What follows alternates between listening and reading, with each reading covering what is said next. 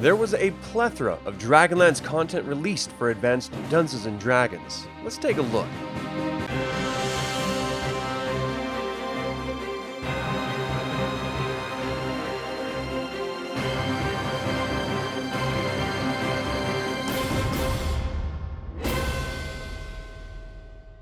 Welcome to another DragonLance Saga episode. My name is Adam, and today we're going to talk about DragonLance in Advanced Dungeons & Dragons. I would like to take a moment and thank the members of this channel and invite you to consider becoming a member by visiting the link in the description below. You can even pick up DragonLance gaming materials using my affiliate link. Again, all these titles are available as digital editions and some as print on demand through the affiliate link. DragonLance was a major publishing initiative for TSR. It featured 16 modules, one hardcover adventure book, a world source book, an atlas, an art book, calendars, board game, 12 novels, and more.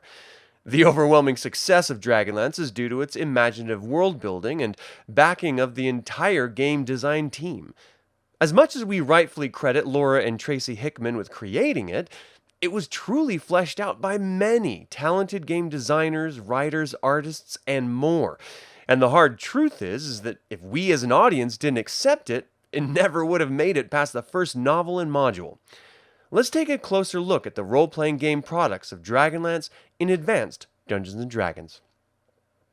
March 1984 saw the release of DL1 Dragons of Despair by Tracy Hickman.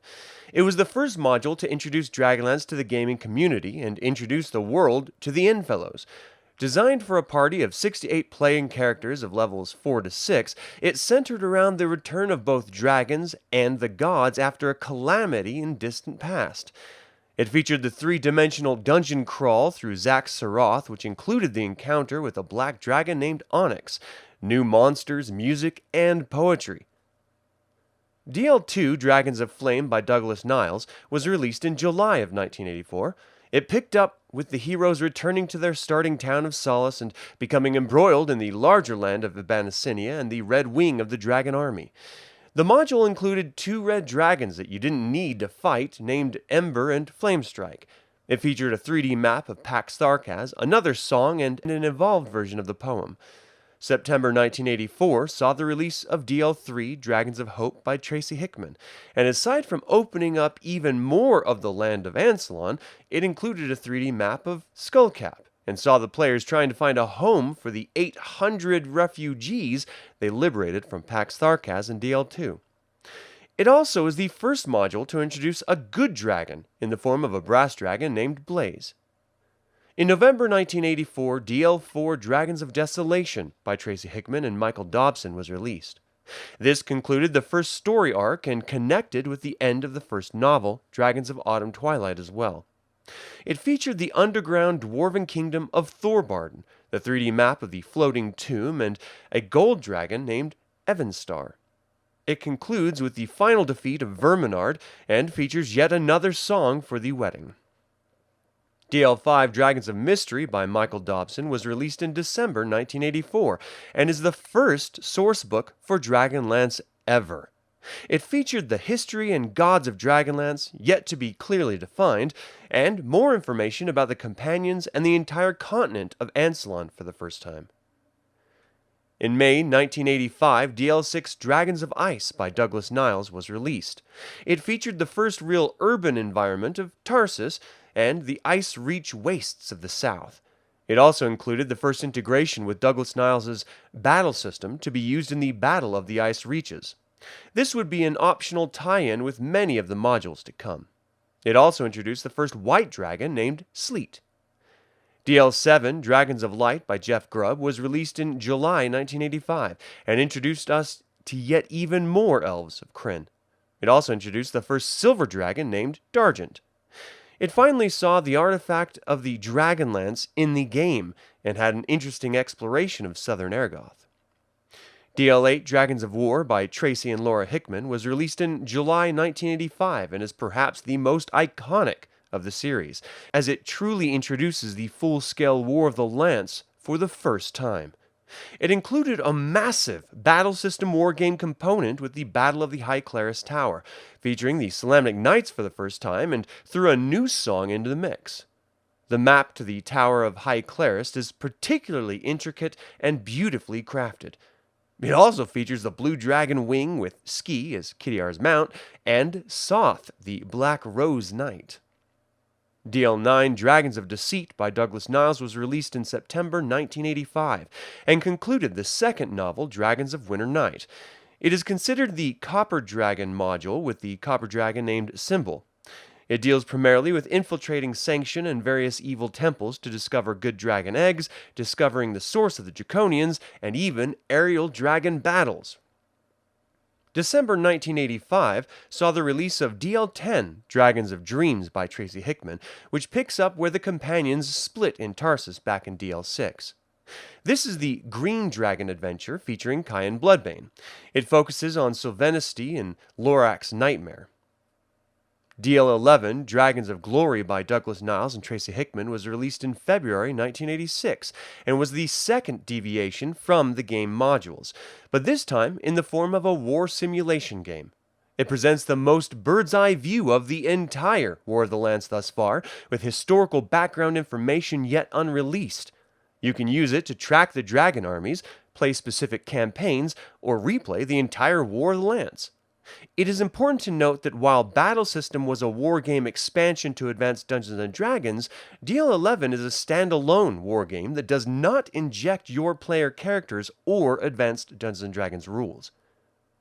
DL12, Dragons of Faith by Harold Johnson and Bruce Hurd was released in April 1986 and focused on the Blood Sea of Istar and the sunken city of Istar, but also featured sea dragons and the bronze dragon Clarion, completing the Dragon per module setup. It introduced the Talus cards for the first time, which would carry through to 2nd edition and integrate even more battle system scenarios with the Battle of Istar. DL13, Dragons of Truth by Tracy Hickman was released in August 1986. It includes an opportunity to enter the Glitter Palace of Paladine, who is the Dragon of Focus, or Dragon-like God. It also makes use of the Talus deck and directs players to Naraka as a setup for the end of the war. DL14, Dragons of Triumph by Douglas Niles was released in August 1986 as well. It is the conclusion to the Dragonlance story and the largest module to date, coming in at a whopping 96 pages. The novel focuses on Takesis as the dragon or dragon god in the module, and finally reunites the characters from the split in DL6. It features battle system wargaming as a final confrontation option, and includes the second sourcebook, which presents the first pre-cataclysm map of Ansalon. While this saw the end of the Dragonlance campaign and novel connections, a few more entries to the DL series would fill out the world post-War of Lance. Lees from the Inn of the Last Home would be released in February 1987. While it's not exactly a role-playing book, it's not a novel either. It presents information from DL5 in addition to more of the songs found throughout the DL series. It provides recipes and character breakdown in addition to new fiction accounts from the characters in the saga. The Art of the Dragonlance Saga, edited by Mary Kirchhoff, was released in March 1987. It is not simply a collection of art pieces in Dragonlance, but rather a contextualizing collection of character and world development, providing invaluable insight into the creation of the series and artwork. The official hardcover sourcebook, Dragonlance Adventures by Tracy Hickman and Margaret Weiss, was released in September 1987 and gives players and dungeon masters all the tools they need to play in Krynn throughout the War of the Lance and the Blue Ladies' War. It is considered the 5th and final core book of Advanced Dungeons & Dragons 1.5 edition. The Atlas of the Dragonlance World by Karen Wynne Fonstad was released in October 1987. It is a unique geographic look at the world of Krynn, featuring all major buildings and city locations presented in stunningly beautiful detail. 2 years after DL14 was released, DL15, Mists of Krynn, edited by Mike Briault, was published in July 1988. It is an anthology of adventures ranging from level 0 to 15, which takes place before the Cataclysm, during the darkest times of the post-Cataclysm world, and after the War of the Lance. It details many iconic characters in Dragonlance, including Fistendanilus and Lord Soth.